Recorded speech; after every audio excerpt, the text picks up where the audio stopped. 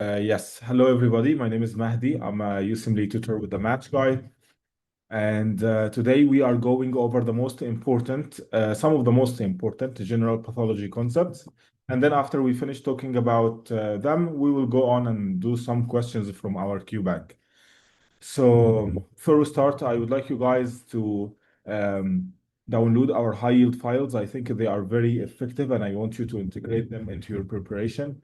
Once you see them and study them and spend some time with them, I'm sure that you'll see the benefit out of them. They are for free. You can find the link in the chat. It will be sent, and you can download it from there.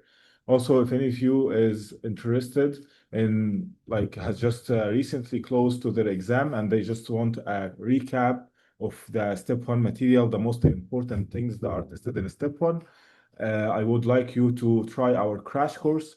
Our services are all risk-free. The first day you can join, and once, if you don't like it, you can take all your money back. No questions will be asked at all. That's because we are confident in the quality that we are providing, and all we have. I believe hundreds of students have already passed and after graduating from our course, and they're all happy by what they took on the course. And I personally interview people after they finish their exams, and they tell me that around 70 to 75% of the exam material was covered in the course, and that's including step one, step two, and step three as well. I would like you to see the reviews on it and ask on Reddit, ask other people about our crash course. You'll see how happy the students are and how successful the results are regarding their step one preparation. And also, guys, if any of you is interested in an accountability system, someone who basically can build you a plan from day one, and basically that plan from day one till the day of your exam personalized to you, where a tutor who finished the exam and of course scored high also in step two and or step three exams, be with you while you're preparing, texting you every day, making sure that you are on track, and also basically building you a plan that works with you and making sure that you are consistent with this plan, and also taking access to your QBanks. We take access to your QBanks regardless of what the QBank is, if you don't mind. And the tutor would spend already hours and reviewing your performance in the QBank, building you sessions that actually target what you need for the preparation of the exam. We have the tutoring service. It's focused prep, and I would recommend it for everybody. Me personally, when I was studying for the step one exam, it took me months and months of preparation. That's because I was not sure what I was doing. I spent a lot of time studying the wrong things or not focusing on the right things. So imagine someone basically getting into someone who took the exam, have helped a lot of people. All of our tutors are like that, have helped a lot of people. For example, me, I have helped tens of people, and basically through 1.5 years here working as a tutor, basically someone like that, of course, also took the exam, getting into sessions with you, depending on how many hours, but basically it will be at least meeting twice a week to highlight the most important things on the material that you are studying your QBank performance, making you sessions that make you that will make sure that you are studying the right things, following up on you every day. With all of that in place, your preparation will take, of course, much shorter with that close attention that you could get with tutoring. You can try it for 30 minutes for free. We have many tutors. We have like 40 tutors now, or I believe maybe 50 tutors. You can try, like you can get into a call with our support team. They will tell you the different options, and you can try the tutor that try like as many, I believe, as you want until you find someone who is fit with you, and you can try them for free for 30 minutes before you sign up for a package if you are interested.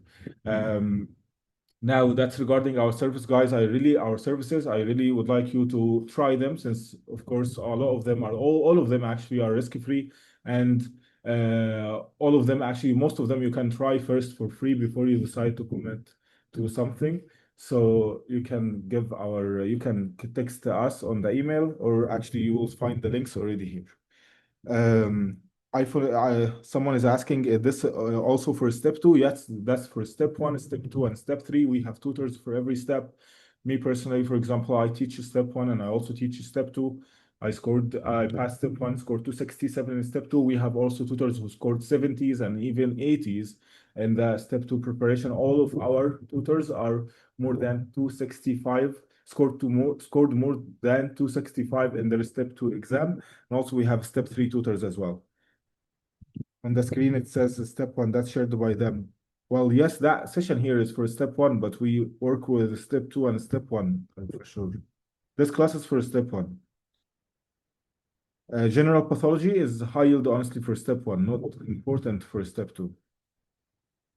This recording will be available later. Yes. Now let us start.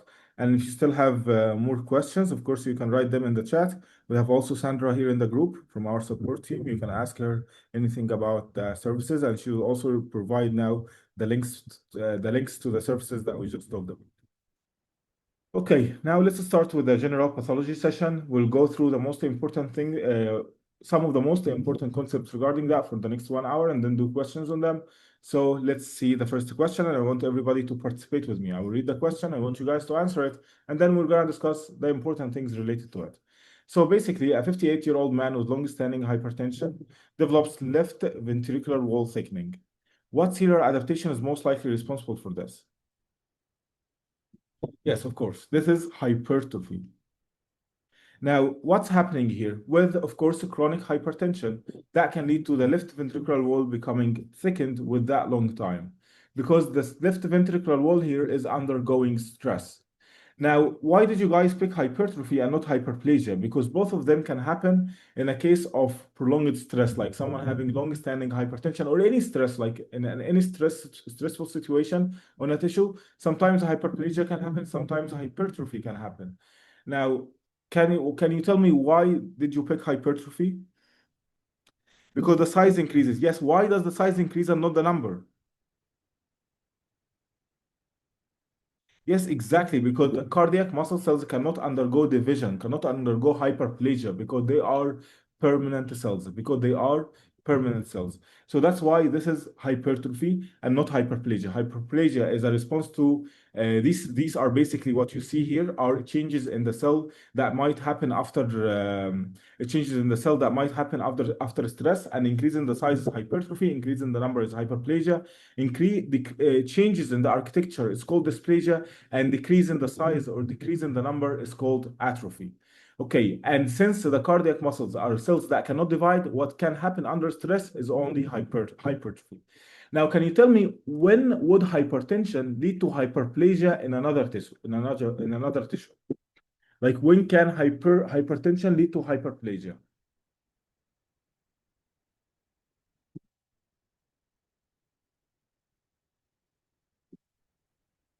Amazing. Niha answered the blood vessel. Yes, there is something known as hyperplastic arteriolosclerosis with massive severe hypertension. The hypertension over the vessel wall, because now the smooth muscles of the vessels, they can basically under stress, not just hypertrophy, they actually now undergo hyperplasia because they are cells that can divide. The cell wall might actually, the cells in the endothelium might undergo hyperplasia and new cell formation. And that happened, of course, on the both sides of the vessel wall because of the massive hypertension. And if you take a cut section in this, what would that look like? Yes, we call this onion skin appearance, because if you take a cut section in it, it will look something like this because of the layers of the new cell. So we call this onion skinning appearance. Amazing.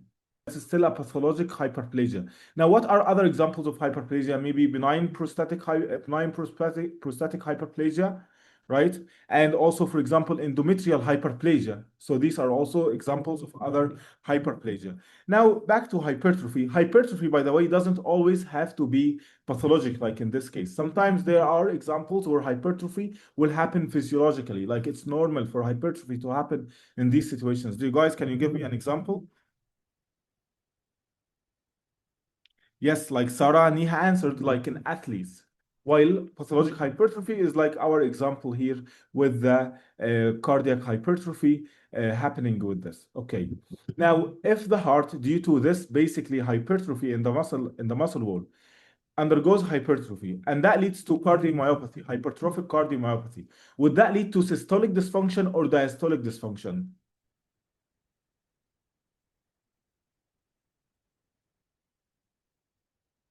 Amazing. It would lead to diastolic dysfunction. Perfect. Now, what if it was in the heart? It undergoes dilated cardiomyopathy. In that case, what would be the kind of the dysfunction that you'll see? Perfect. In that case, it will be systolic dysfunction. Very good. And you are required, of course, to know different causes for each.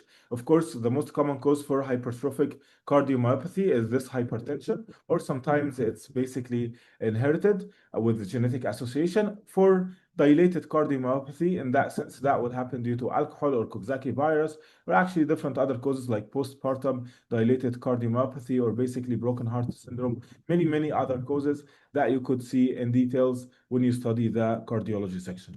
Okay, now let us move to another question on this. A 44-year-old smoker undergoes bronchoscopy.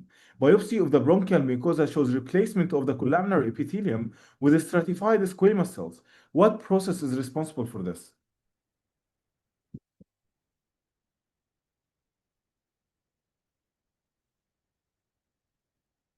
Well, that's actually metaplasia.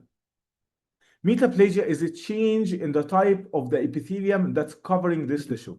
And why would that happen? I already made that clear earlier that these changes happen whenever the cell is undergoing a stressful situation.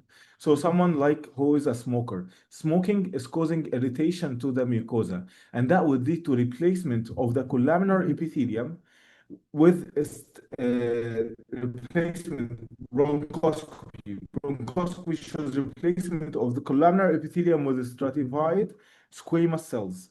What processes this is metaplasia. That's because the tissue is trying to adapt to the smoking by changing from the ciliated epithelium, the ciliated columnar epithelium, the good epithelium of the respiratory mucosa that was allowing the respiratory mucosa to get rid of the basically foreign materials to stratified squamous cells. So that's basically an example of metaplasia because the cells are under stress. Now, what would happen as a result of this in the lung?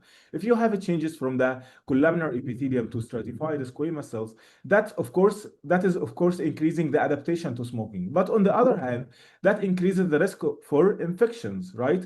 Because you lack now the cilia that was covering the columnar epithelium or the respiratory epithelium earlier.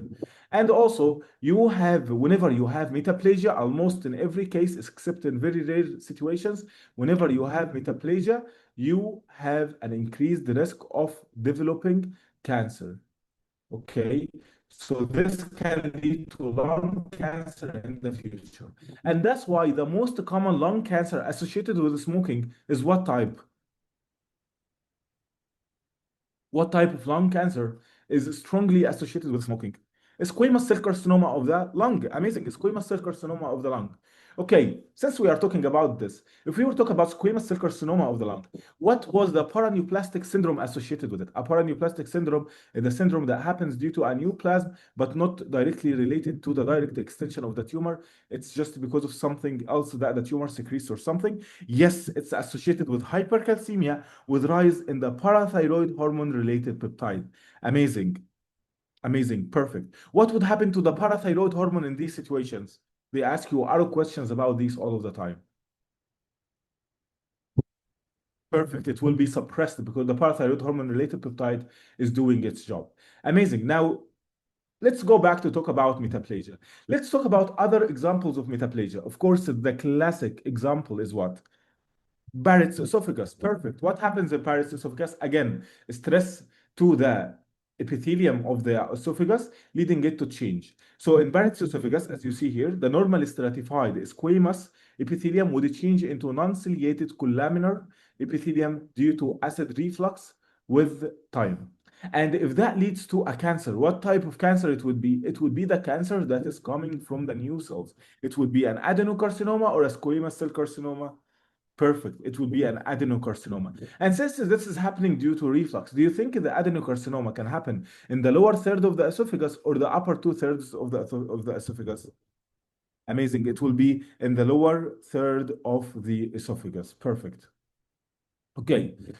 So that's basically as a response to changes in the and the stress that's going on. Okay, I want another example, okay, of in which squamous cells are going to basically form.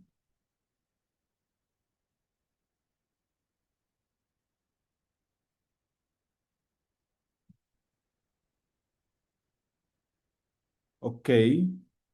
I want it to be in the urinary tract, in the kidney.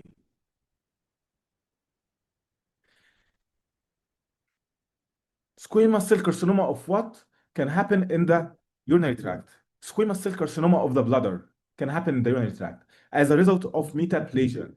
See, in the bladder, it's formed of urothelium or transitional epithelium, right? So, what is the cancer that would usually result from that? Of course, transitional cell carcinoma of the bladder. But sometimes metaplasia may happen in the bladder epithelium to change the transitional epithelium into a squamous epithelium, leading to later a chances of happening squamous cell carcinoma of the bladder. Can you tell me what can trigger this? Stress to the cells. What can cause stress and irritation to the cells of the bladder to make it form this instead of that? Well, smoking is something, but most commonly it's an infection. Infection with what? Amazing, with schistosoma, like Carolina mentioned, with schistosoma. Perfect.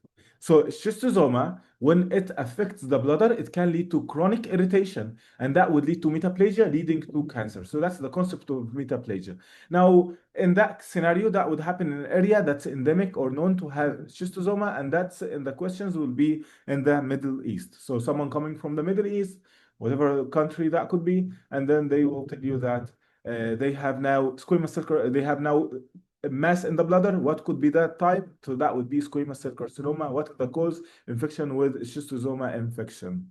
Okay, perfect.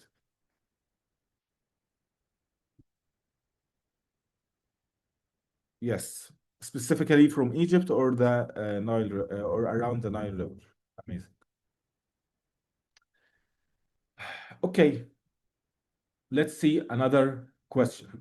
A 32-year-old male bodybuilder uses anabolic steroids and has small firm testes. What is the most likely mechanism? Yes, the answer is increased protein degradation via the ubiquitin proteasome pathway. So increased protein degradation via the ubiquitin proteasome pathway. Because what process is happening here? Yes, that's atrophy. So now we are talking about another concept, which is basically atrophy. So what's atrophy? Atrophy is decrease in the cell number and decrease in the cell size. In that case, why would atrophy happen? Someone is taking external, basically source of a hormone, like steroids, like anabolic steroids. Like basically they are taking testosterone from outside. What would that lead to in terms of the GnRH? That's going to suppress the GnRH. What is that going to in terms of LH and FSH? Well, that's going to decrease the FSH and LH. What is that going to in terms of testosterone? Well, in case that would lead to decrease in the production of the testicular testosterone, like the testosterone that comes from the testicles. And you need that testosterone to come from the testicles in order for it to keep the testicles active. So in that case, the testes are not making testosterone. And when you have decreased hormonal supply to an organ, that can lead to atrophy of that organ. That's something. What are other scenarios in which you might get atrophy? If you have decreased the neurologic supply also to an organ or a muscle, that can lead to atrophy of this muscle. If you have decreased usage of a muscle, you could have atrophy of this muscle, and so on. Okay? So what's another example of atrophy? Another example of this happening, someone who's the very classic example, you'll see this everywhere. Someone who's after a fracture, they use the cast, and now one limb is larger than the other. What is the cause or what's the associated with? Well, atrophy happened. How did atrophy happen? Atrophy happens in the following pathway.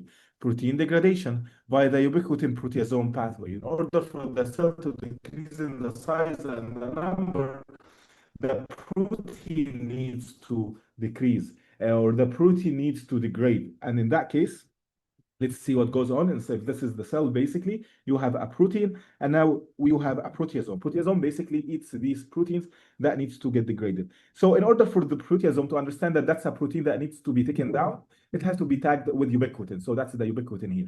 And then the proteasome would basically engulf this. And of course, with the eating or basically the destruction of the proteins, that would lead to decrease in the cell size and the decrease in the cell number, or basically decrease in the proteins inside of the cell. What are other examples of this? Other examples other than the disuse atrophy that we talked about in a cast? Maybe also someone is taking thyroid from outside, and that would lead to thyroid gland atrophy. Someone is taking corticosteroids. That's actually the most common one. Corticosteroids from outside, and that's leading to suppression of the adrenal gland with time. So that would actually present in case of someone, for example, who has been taking corticosteroids and now they have an infection or something, and their adrenal glands or their cortisol level cannot increase as a result of this, and that can lead to basically failure and more severe complications because of absence of this. Okay, so that's regarding atrophy. Apoptosis is something else that we're going to talk about in another question right now. Let's see. A patient receives chemotherapy. Histology of the tumor shows cell shrinkage, eosinophilic cytoplasm, and nuclear fragmentation without inflammation. What process is occurring here? Yes, that is apoptosis. So what's apoptosis? Apoptosis, I remember it as a polite death, a programmed cell death that happens normally because this cell needs to die. It's something okay for this cell to die. It's something beneficial for the body for this cell to die. Like, for example, what? Someone has been in an infection, and a lot of neutrophils and lymphocytes are there. Now, after we have fought the infections, do you think that these cells would still be there or would still be needed? Well, you don't need them anymore. So they might undergo apoptosis because that's all right for them to undergo apoptosis now. And that's also important for the negative selection and the positive selections for the T cells, for example, while they are being trained, so that you don't have basically a lot of T cells that can fight your own body, leading to autoimmune diseases. So at some point while training of the T cells, they undergo apoptosis in order for the cells that basically are binding too avidly to the body tissues in order for them to die, so that you don't have autoimmune diseases, if you are following me. So in order for you to recognize apoptosis, you need to remember that it's a polite death and it's characterized by certain characteristics. So the way I remember them is by remembering that it's a polite death, because what happens in here is cell shrinkage. Now, because it's a polite death and because it's a polite cell that's undergoing death, the way I remember that it's associated with cell shrinkage is that when someone is polite, maybe they don't like to take others places. They are, polite people, basically, they don't like to take more space, maybe. So that's why I remember it, it's a cell shrinkage. That's just how I remember it. Of course, someone who's polite will not cause a mess. So there is no inflammation associated with it. Someone who's polite, when they die, things would be organized. So you will have DNA damage in a form of a ladder because it's going to be organized DNA damage. It's going to be laddering. And also there will be cell breaks into small bodies. Now, why am I focusing on these details? Because you need to contrast this to necrosis. Necrosis is basically, I remember it as a nasty death. So in contrast to applied death, necrosis would have what? And instead of cell shrinkage, since it's someone who's nasty, they don't care about others, they are gonna have cell swelling instead of cell shrinking. No inflammation is gonna be associated with inflammation, of course. And of course, there is no way that the cell death will be organized at all. So it will not be organized at all. Perfect. So there will be no DNA laddering. Now you can see here that we divided necrosis into different types. So we're going to talk about that in another question now. But now let's focus on apoptosis because it's very high yield. Apoptosis, you are required to know how exactly apoptosis happens. You are required to know how exactly apoptosis happens because there are two pathways in which apoptosis might happen. The first pathway, we call it the intrinsic pathway. The intrinsic pathway in which a cell is basically maybe exposed to something or a trigger, and that's basically the time for that cell to die. So what happens in the intrinsic pathway, if that's the cell, basically there is the mitochondria. Inside of the mitochondria is cytochrome C. And bound to that cytochrome C is something called BCL2. Now, in order for apoptosis to happen in the intrinsic pathway, meaning that there is nothing from outside that stimulated this process, what was going to happen is that cytochrome C is like very dangerous for the cell. If it's released outside of the mitochondria, it's going to basically induce apoptosis. And since we want to induce apoptosis here, BCL2 is basically will decrease. BCL2, again, let's start over. BCL2 basically is the substance responsible for holding cytochrome C inside of the mitochondria, because if it's released out, that's going to lead to induction of apoptosis. So what's going to happen is when the BCL2 is basically, BCL2 will start to decrease, that's going to leave the chance for cytochrome C to escape outside of the mitochondria, leading to activation of something known as caspases, leading to apoptosis beginning. And as you can see, there is no outside trigger or basically something or a receptor that stimulated this process. So that's why we call it the intrinsic pathway of apoptosis. While the extrinsic pathway is also linked to activation of caspases at the end in order for apoptosis to happen.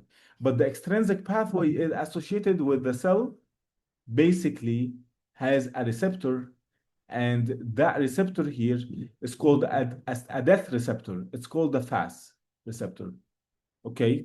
And that FAS here is going to get activated by another cell that's going to basically lead to induction of cell death called the FAS ligand, for example. Now, when this one binds to this one, that's going to activate caspases, leading to cell death. So that's one way in which you can have this apoptosis, and we call it receptor-mediated extrinsic pathway of apoptosis because it's receptor-mediated, as you can see here. Okay, that is something.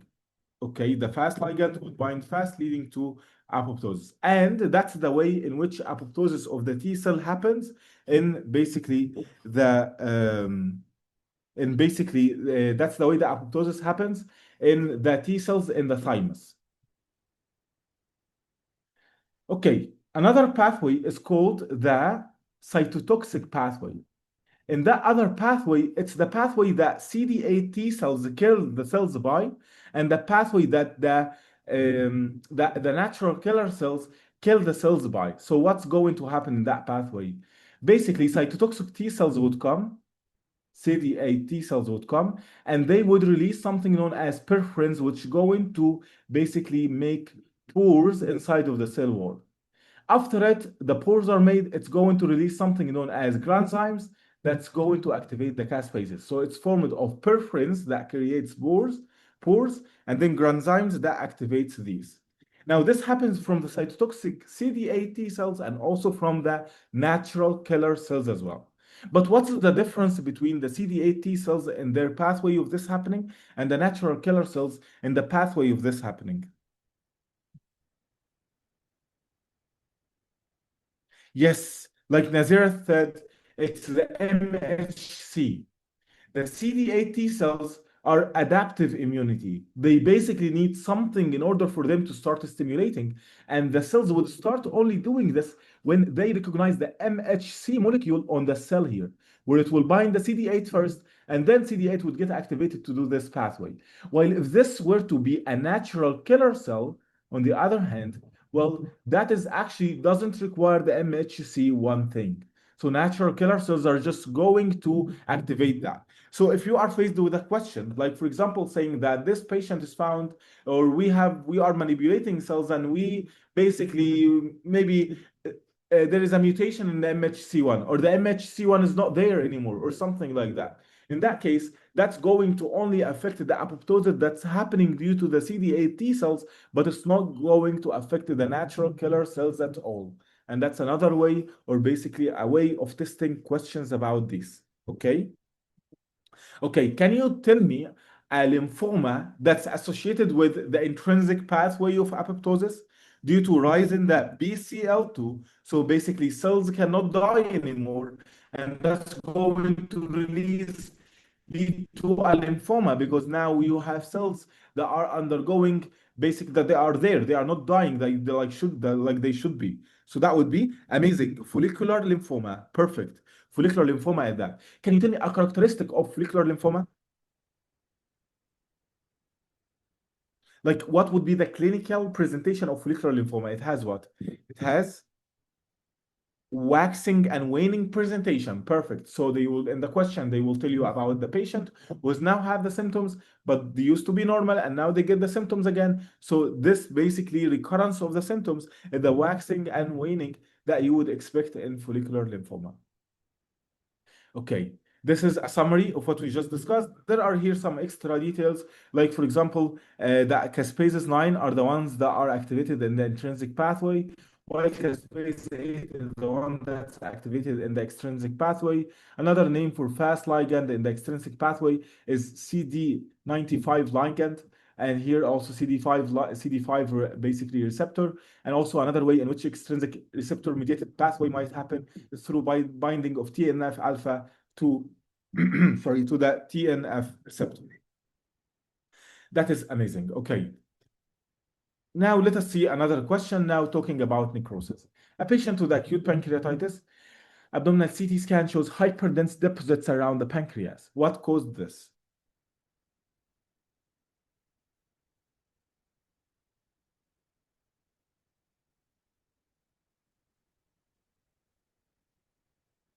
Yes, that is basically spontaneous. That is spontaneous saponification, sorry, of fat tissue necrosis. What's going on here? You have acute pancreatitis. What would lead to hyperdense deposits around the pancreas? Basically, if that's the pancreas, and there is pancreatitis, meaning that there is cell destruction happening in the pancreas. And can you guys tell me the three characteristics that we use in diagnosis in order to suspect acute pancreatitis?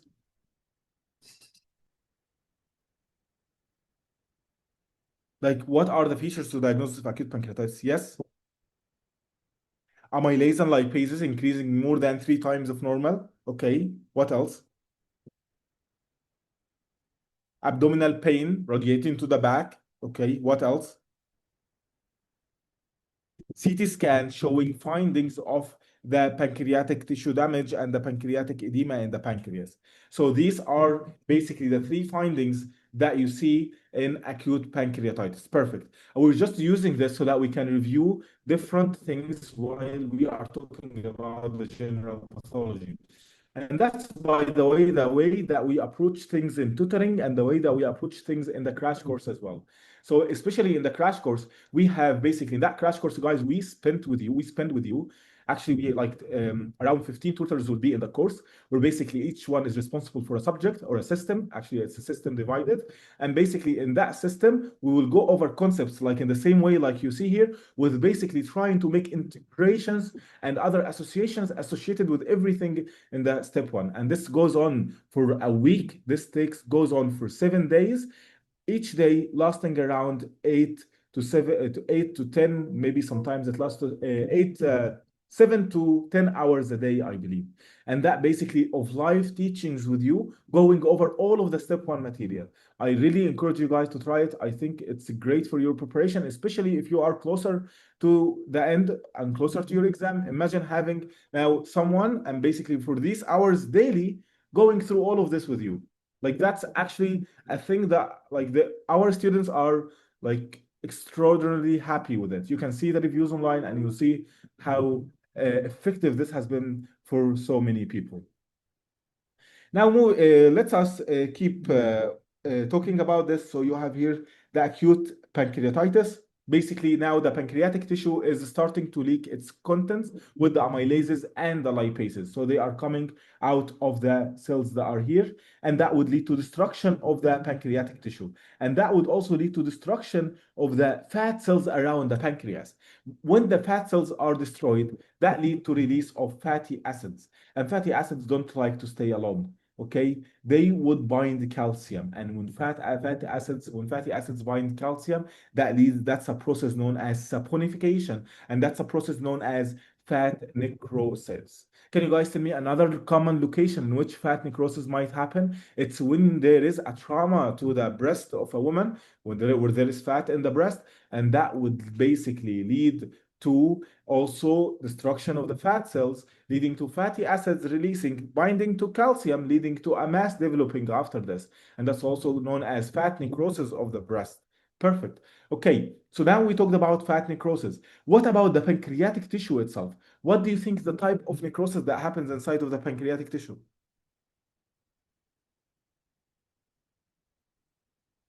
Nice. It would be liquefactive necrosis. Why is it called liquefactive? Well, necrosis is named based, by the way, on the appearance. It's very simple. Not even the histological appearance. It's named based on the gross pathological appearance. So liquefactive because it looks like a liquid. Because basically the amylase and the lipase will start destroying the pancreatic tissue and it would look like a liquid. So it's called liquefactive necrosis. And whenever the tissue that is undergoing necrosis looks like a liquid, it's gonna be called liquefactive necrosis. Like what? Like an abscess. In abscess, you find liquefied tissue. So it's gonna be liquefactive necrosis inside of the abscess. If you have what is another example of liquefactive necrosis? If you have ischemia, ischemia to what? It's ischemia in a specific location leads to liquefactive necrosis.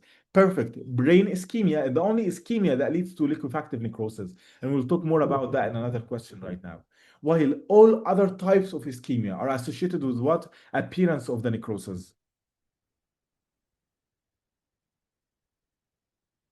Nice. It would be coagulative necrosis. It will be coagulative necrosis. Why is it called coagulative? Because it looks like a coagulated tissue. The cells are dead, but there will be a maintenance of the cell architecture. You can see the cell architecture that are dead. And that's why we call it coagulative necrosis. Another type of necrosis is caseous necrosis, and that's because it looks like a cheesy appearance. And that's the type of necrosis that you see in a patient, for example, who has TB. Okay. What else? There is also um, gangrenous necrosis, and that's basically when the tissue looks like gangrenous necrosis looks like a mummified tissue, for example. And we'll see examples on this right now, so don't worry. So, for example, a patient develops black tooth with dead tissue. What is the type of necrosis that's going there? So that looks like a dead tissue with black tooth, looks like a mummified tissue, right? And in that case, what type of necrosis is involved in this case? Well, in that case, it's going to be perfect. Gangrenous necrosis. Now, gangrenous necrosis, you should know that it can be dry and it can be wet. Based on what? Based on the appearance. If it looks dry, it's dry. If it looks wet, it's wet. But usually you should know that the wet gangrenes, of course, would happen due to infections. So whenever there is an infection on top of the gangrenous necrosis, that would be wet gangrenous necrosis. And also that would most commonly happen in someone who has diabetes because they are more prone to infection, of course. And also that would like more also to happen if there is a GIT gangrenous necrosis. Usually, of course, the GIT is full of bacteria. So bacteria would be an overlap, would cause an overlapping infection on top of that. And that would lead to wet gangrenous necrosis. So you can see here the wet super infected one with liquefactive necrosis would affect a diabetic foot infection or basically a bowel infection. Can you guys tell me examples? Let us talk about examples. Can you tell me examples in which bowel necrosis might happen? Like what are the diseases that are linked to having a decrease in the blood flow? It doesn't have to be necrosis, maybe even ischemia. What are the diseases linked to that? Yes, there is something known as mesenteric ischemia. And with mesenteric ischemia, we have two types of it. There is acute mesenteric ischemia and chronic mesenteric ischemia. Acute mesenteric ischemia happens when there is basically a thrombus that blocks suddenly the blood that's going into the mesenteric or to the mesentery, to the GIT, to the intestine. And that would happen usually in someone who has a source for this, like someone who has atrial fibrillation, in which basically a thrombus might form and just go and block a mesenteric vessel. And in that case, that would lead to sudden abdominal pain, abdominal pain that is basically severe, out of proportion to the examination findings. That's regarding acute mesenteric ischemia, or you might have chronic mesenteric ischemia. And in that case, that's not a thrombus. That would be very similar to the same pathophysiology of an angina. In that case, you will have the blood that's going to basically the intestine. It will have atherosclerosis blocking the basically pathway, and that would lead to pain. When would the pain happen? Whenever there is an exertion of what? Of the muscles? No, we are talking about the intestines here. So in that case, after meals, because that's the time where the blood is required in these areas, and that would lead to a person having pain after meals. So they basically start to avoid food, so they will start to lose weight, and that would be your presentation for chronic mesenteric ischemia. They will ask you, why is this happening? That's happening due to atherosclerosis, for example. What else? Ischemic colitis. In that case, you have an ischemia to the colon due to affection of the watershed areas whenever you have, for example, hypotension. Like, for example, someone has hypotension, someone has been lost a lot of blood due to whatever reason. So the watershed areas affecting, like watershed areas in the colon, meaning the areas that doesn't have enough blood supply and can get easily affected, that would lead to ischemia in these areas and might even lead to necrosis of the tissue of the colon. Can you guys tell me what are the watershed areas in the colon? In the colon? Perfect. He had shared that it's the splenic flexure and the rectosigmoid, the splenic flexure and the rectosigmoid junction. Perfect. Okay. So if you'd like, guys, to again, if you'd like to see a lot of these associations mentioned, now imagine all of these associations told to you before your exam for 7 days straight, 7 days of this for 8 hours a day, talking about how basically collecting for you what the step one is about. Okay, next question. A 67-year-old man dies weeks after an ischemic stroke. Brain autopsy shows cystic lesions filled with debris. What best explains the pathogenesis here? So as we discussed, that's liquefactive necrosis, and that's basically because the microglia in the brain would start releasing lysosomes that basically would lead to destruction and liquefaction of the brain tissue. And that would happen over stages that you are supposed to know them. Would start with ischemic infarction, and then that would lead to red neurons that are eosinophilic, and then necrosis will happen, liquefactive necrosis will follow, and after liquefactive necrosis, a scar would form in a process known as angliosis. That's not fibrosis. In the brain, you should know that there are no fibroblasts. Instead of fibroblasts, there are astrocytes, and astrocytes make gliosis. And you can think of gliosis as like a similar process to fibrosis, but this one happens due to astrocytes. Okay, next, a 70-year-old man with multiple myeloma develops restrictive cardiomyopathy, and biopsy shows apple green bifurcations under Congo red staining. What's the best type of amyloid that is here?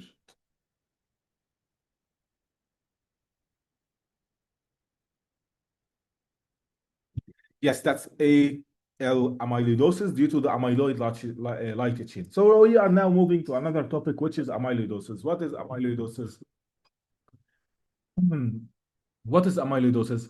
Amyloidosis is accumulation of an amyloid protein. And what's an amyloid protein? It's a protein that basically just accumulates in the body. Normally, proteins, the body should be able to get rid of them. The body should be able to metabolize them, whatever.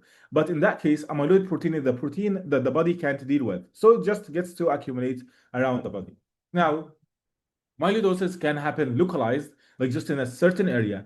And that would be like the amyloid beta protein in Alzheimer that accumulates in the brain. Or that would be like also certain types of amyloid protein that accumulates in diabetes, especially type 2 diabetes. So that's called localized amyloidosis.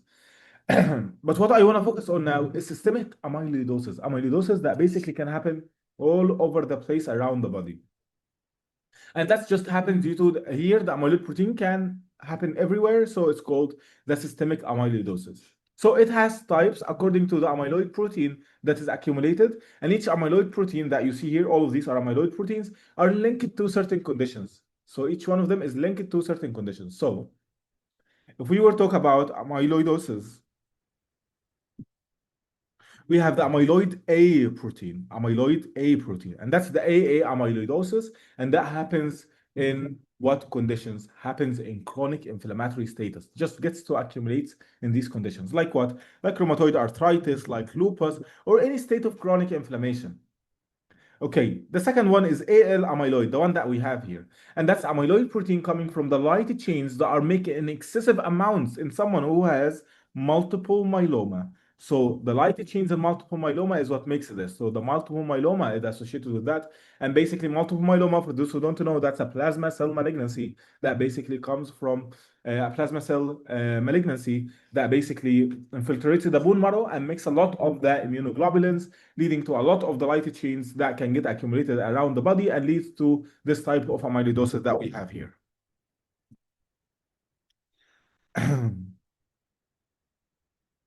Okay, what else? We have also beta 2 microglobulin. That one is associated with end-stage renal disease who are undergoing dialysis. So it just tends to accumulate in these people. Next, we have transthyretin. We have basically transthyretin. So the transthyretin protein, basically that's normally found in the body and it tends to accumulate with age. So if someone is old and you don't find any other features in the question and they have amyloidosis or features of amyloid protein accumulation, and then the only thing that you should pick then is the transthyretin. If you don't find anything going on with the other basically types. So that would lead to age-related amyloidosis. Sometimes there is a mutant variant of the transthyretin that basically can accumulate earlier in age, and that's known as familial-related amyloidosis. So familial-related amyloidosis that would happen whenever there is a genetic problem that leads to the transthyretin mutant variant accumulating earlier in age because it's a mutant variant that just accumulates earlier, and that's it. Now, what would amyloidosis lead to? It can accumulate all over the place. So the amyloid protein can go to the heart, lead to cardiomyopathy, restrictive cardiomyopathy. Is restrictive cardiomyopathy a diastolic dysfunction or a systolic dysfunction? It's a diastolic dysfunction. Can you guys tell me other causes of restrictive cardiomyopathy? Something known as Leffler's syndrome, where there are eosinophilic accumulation. What else? Hemochromatosis also is associated with restrictive cardiomyopathy. Perfect. Leffler's, yes, and amyloidosis. That's basically where the heart is basically is like, of course, as the name suggests, restrictive. It cannot, of course, in that case, dilate enough. So that's why it's dilated cardiomyopathy. Okay, let us talk about multiple myeloma. What about multiple myeloma? Multiple myeloma, as we talked, is the plasma cell malignancy associated with a very classic mnemonic known as the CRAP symptoms. Do you know what this stands for? C stands for hypercalcemia. R stands for renal affection leading to rise in the creatinine. And why would the renal affection happen? Well, due to the light chains accumulating in the kidney, leading it to rise in the creatinine, damaging the kidney, and can even lead to nephrotic syndrome. Nephrotic syndrome. And A is associated with anemia because basically the plasma cell infiltrate the bone marrow, and that would basically decrease the amount or the hematopoietic cells that are available to make red blood cells. And next you will have B, which is basically the bone, of course, the bone and the back pain. And that happens due to the release of cytokines that go and destroy these bones. Okay. Yeah, so that's a nice summary. Now, how would you confirm the diagnosis of multiple myeloma?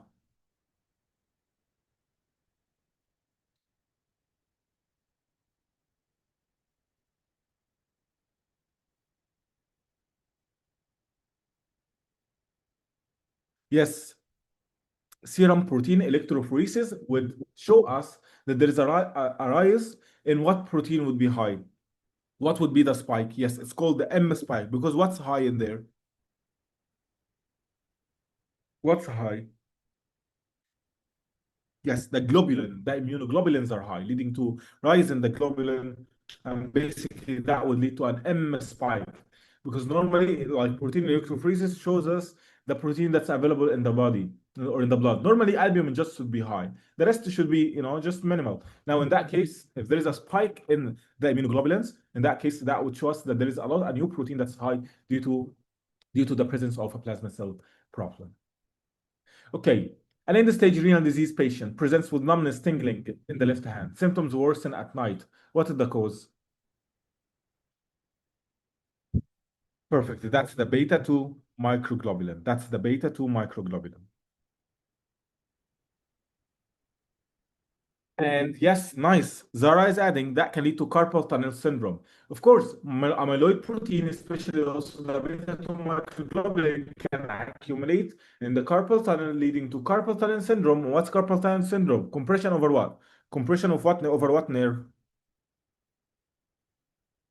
Compression over the median nerve. Amazing. And that would lead to problems over the median nerve, over the basically the thinner eminence, right? And the median and the fingers, the three fingers supplied by the median nerve. Amazing. And that would lead to a positive tunnel sign and a positive Fallon sign, right? Yes.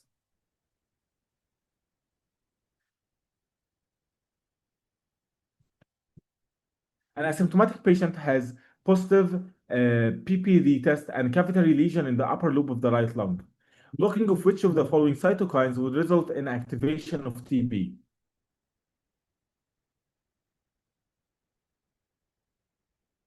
Yes, that would be basically C. That would be interferon gamma. So what do we have here? Basically here, TB is a granulomatous reaction. And positive PPD test that tell us, like positive PPD test tells us that this patient has a TB. Now, in order for us to know whether this is active or latent TB, we do chest X-ray, and it shows us here that there is a cavitary loop in the upper right lung. Looking, that's basically telling us that there is an active TB now. So what led to this active TB? Inhibition of the interferon gamma. In order for us to understand this, we need to take some steps back. So basically, we have two types of inflammation, right? We're now moving on to inflammation. So we have acute inflammation and chronic inflammation. Now, the chronic one is, of course, the one that lasts weeks, associated with either granulomatous chronic inflammation or non-granulomatous. What is the difference between granulomatous and non-granulomatous? Let's go back to the very basics. That the granulomatous inflammation is associated with the presence of something known as epithelioid histiocytes. Epithelioid histiocytes. That leads to formation of granuloma, which is like collection of cells, which is part of these cells is the epithelioid histiocytes. While non-granulomatous inflammation is basically doesn't have these histiocytes. Now, let us understand now why would a granulomatous inflammation happen, like in the previous question, that happens with TB. Granulomatous inflammation would happen basically based on the following steps that are here. The step number one would be basically that the macrophages engulf the TB particle. Now, the macrophages won't be able to destroy the TB particle, so instead it will just express it on its surface. And that would lead to the CD4 cells coming in and seeing basically the antigens that are being presented by the macrophages. That would lead to the macrophages releasing interleukin 12, leading to the CD4 cells forming T helper 1 cell. So T helper 1 cell, like CD4 cell, would now differentiate. The T helper 1 cell would now pay back what it took earlier. So it took earlier interleukin 2 in order for it to become a T helper 1 Now she will pay the macrophages back by basically giving it interferon gamma. Interferon gamma is what's going to make the macrophages into epithelioid histiocytes, and these epithelioid histiocytes will form giant cells, and that would lead to, of course, with more cytokines, other cells would come into place, and that would lead to the granuloma formation formed of the epithelioid histiocytes in order to keep that TB surrounded by cells so that you don't have an active infection. So of course, it makes sense that if you don't have or you have something that inhibits interferon gamma, that's going to lead to what? If you have something that inhibits interferon gamma, no granuloma formation, meaning you are not now surrounding the TB anymore. And that would lead to the TB particles escaping, and that would lead to active TB, as you can see in the question. You can see here how the granuloma looks like, just for illustrations. That's the epithelioid macrophages that make it up. And by the way, granulomatous inflammation can also be divided into two things, either caseating or non-caseating. The caseating one is the one that has necrosis in the middle. So you can see here there is caseating necrosis. I actually have an actual image here. That's the one here that is caseating. There is necrosis where basically you don't find cells in the middle. There is dead cells here. So a lot of eosinophilic materials without actual, just a granuloma formation with no dead cell in between. That's called non-caseating. And most commonly, the ones that are not associated with the necrosis, the non-caseating ones, happens in chronic conditions like sarcoidosis, like basically Crohn's disease, while the caseating ones tend to happen with TB and infections. That's not always the case, but that's at least most commonly for different things. Unfortunately, we are close to the finish of the hour, to the end of our 1 hour. So let us now just go over some questions and apply what we have learned to actual scenarios in which you can see how this can be applied. And we'll also do that in the course as well. So what you saw now, guys, is just a sample of how our course is like. Of course, now with different systems and different tutors over days, I really find it really amazing, and I really would recommend it to everybody. Okay, let me now share the screen to go for the QBank. And also we have a study group over WhatsApp where you guys can study together and share, basically have a study partners maybe through the last stage of your preparation.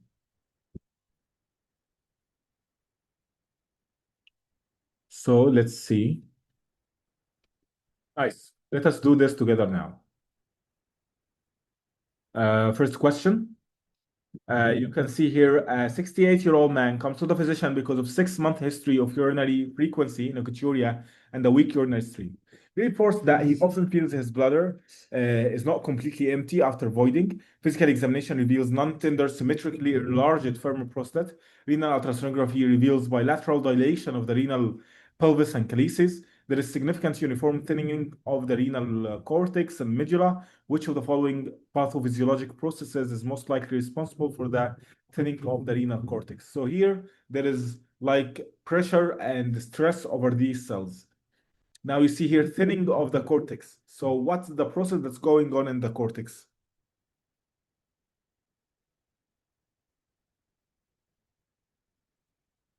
Amazing. That would be atrophy, and that aligns with what he explained. You see what process actually happening, and that would be basically atrophy in that context. Now, in that patient here, that patient had symmetrically enlarged femoral prostate, so they have benign prostatic hyperplasia. And with that time, that led to hydronephrosis, leading to compression over basically the calyces, leading calyx, leading to atrophy. Now, also with that basically obstruction, you can imagine that there could happen recurrent infections, right? So with recurrent infections in the kidney, that can lead to something known as chronic what? Chronic, anybody knows? Chronic pyelonephritis, right? A very common exam question is asking you about chronic pyelonephritis and asking you about it and saying with chronic pyelonephritis, how would the histological appearance look in chronic pyelonephritis?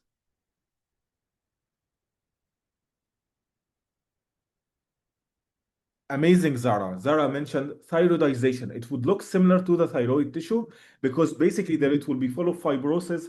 Let me draw it if I can draw here. So,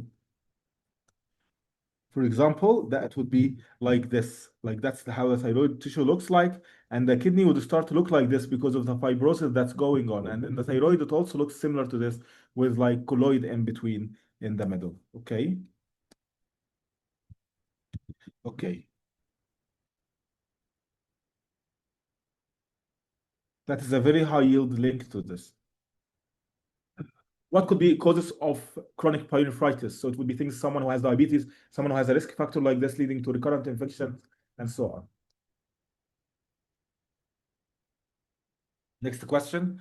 A 24-year-old man comes to the physician for follow-up appointment after being involved in a skiing accident 10 weeks ago.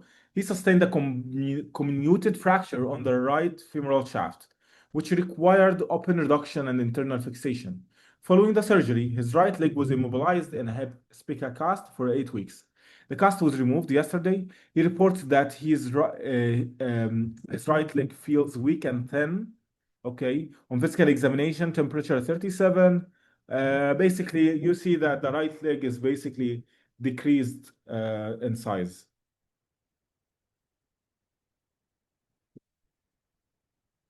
Yes, again, that would be D, would increase the protein degradation via the ubiquitin proteasome pathway, and that would be the answer here. That's basically aligning with atrophy as we discussed, and that leads to atrophy of the cells. Okay, next. By the way I like to approach questions that basically I like to read the first line. I know it's different from what most people do, but I just like to read the first line because it gives me an idea about what type of patient I'm dealing with. What is the main complaint? Because that's usually present in the first line.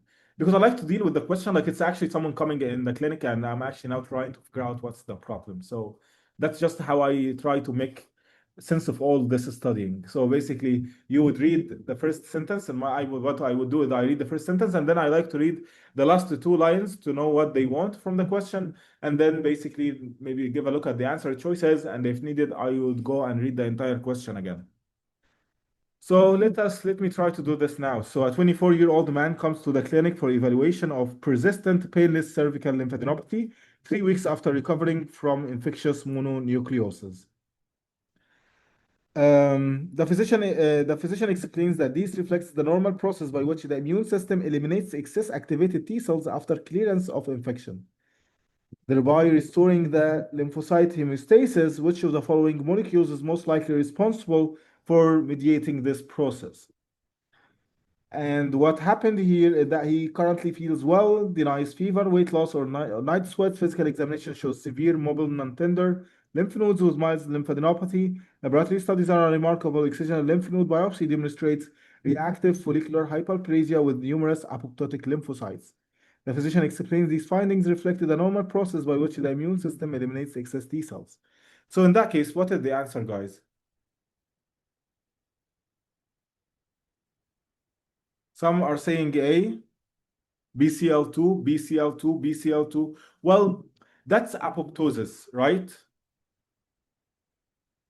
So you need to know which type of apoptosis happening with this.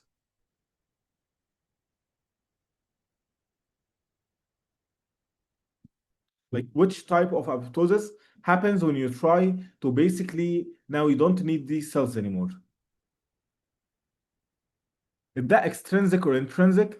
Actually, the answer is that this is basically intrinsic through the fast ligand receptor. And that's the way that T cells are basically destroyed or basically undergoing apoptosis after an infection.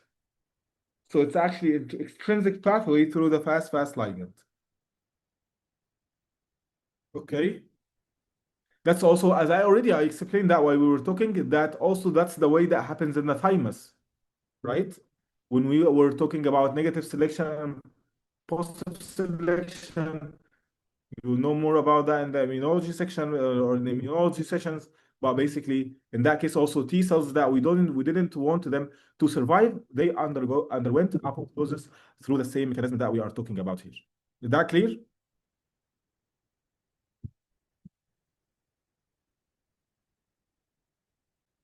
Okay, let's see another question. 62-year-old long smoking with a long smoking and alcohol history presents with 3 months of progressive dysphagia and weight loss. Endoscopy shows ulcerated distal esophageal mass. Biopsy demonstrates poorly differentiated carcinoma with desmoplastic stroma. CT of the abdomen shows multiple hepatic lesions consistent with metastatic disease. Which of the following most likely promotes invasion through surrounding stromal tissue during metastatic spread? Well, that's a topic that we didn't cover in the first part of the hour, but you might know it. Do you guys know? Oh, okay. Yes, the correct answer is that this is increased secretion of enzymes that degrades type 4 collagen. So I would like actually to talk about this that because this is a very important concept. Basically, when you have a cancer, you know that the cancer cells like to spread. So if that's basically the basement membrane, and these are the cells that are normal, if these cells become cancerous, this cell doesn't like, of course, to stay close to these normal cells. So what a cancerous cell would do in order to spread, there are multiple things that it does, but basically there are two main things that you need to be aware of. The first thing that happens is that basically this cell needs to break free out of these. So it decreases its connection with them by decreasing the expression of a substance known as what anybody knows, known as the E-cadherin. So the E-cadherin expression would decrease in order for the cell to break free. Now, after it broke free, it needs to spread into the basement membrane in order for it to now to reach the vessels and reach the lymphatics and so on. So in order for that to happen, there will be an increased expression of what? Increased expression of collagenases. And they like to say the name metalloproteinases. Metalloproteinases is a sample of collagenases that breaks down the collagen in the extracellular matrix so that basically the cells, the malignant cell can now spread into vessels. And of course, other things would be increased like vascular endothelial growth factor because the malignant cell would like to form new for cells or so that it can grow, so that it can spread and go basically everywhere. So that's also the process in which this keeps basically enlarging. I saw a question now from Samurai saying that BCL2 is intrinsic, same with caspase 9. So both should be out, making C the correct answer. Yes, that's very nice note regarding the previous question, because this one here had caspase 9, and as we told, the caspase 9 is more common caspase 9 is with the intrinsic pathway, while caspase 8 is the one that would be with the extrinsic pathway. That's a very nice note. And that concludes our session, guys. I really would like all of you guys to try our services, especially also the tutoring service. And the tutoring service, you can basically try the multiple tutors for free for 30 minutes so that you find your fit. And basically, what you will do what you will get from the tutoring is someone who took the exam, have helped a lot of people, basically being with you, getting in with you for 30 minutes for free, talking about your studying so far and telling you how they can basically help you. Now, once you start together, we're going to make you a plan. That plan is basically divided on a daily basis from the point that we are at to the point that you want the exam to be. And over these days, it will be divided over basically over this period, it will be basically divided over tasks per day in which you know exactly what you should do. So it will be very personalized to what you need, according to also to the QBank that we will agree on. And accordingly, we would move like this every day, making sure that you are consistent with the plan. And I will also have access to your basically your QBank so that we review it basically after you do the questions every day. And since we meet until we meet in the sessions, and in the sessions we're going basically to tackle your weak areas, have all your mistakes in a presentation supplemented with everything you need to study so that your preparation is very straightforward. You do the questions, the tutor reviews for you, and the tutor gives you when they meet with you basically what you need to study, and going over basically the mistakes with you, along with supplementing the presentation that they will give you with the materials that you actually need to study. Of course, with that expert selection of what you're studying, that can lead to you getting to where you need very fast. And recently I had a student that's actually one of my best students. She finished step 1 and step 2. Imagine that. Of course, that's not from scratch. She joined while she was around 216. She started to step 2 first. She was around 216 in the I believe, yeah, 216 in the step 2 exam, and she ended up scoring 239 just 2 weeks after, and that was aligning with her goal. And for step 1, it was around 50, and just 2 weeks it increased to and passed. It just passed the exam, and it was more than 65, I believe, just 2 weeks. And we have amazing success stories with all of our tutors. I encourage you guys to try them for free for 30 minutes and see if that's aligning and if that's helping you. If you are not happy with the 30 minutes, of course, actually that's for free. So there is no commitment needed, of course, after. That's regarding the tutoring. I also would like you to try our crash course and, of course, download our high-yield files for free. We also have a Telegram community, by the way, in which we are basically sharing materials, and students are sharing materials and preparing for their exam. So I would like also to check our Telegram channel. And thank you, everybody, for joining today. And I wish all of you success in your career and, of course, in this exam. Thanks, everyone.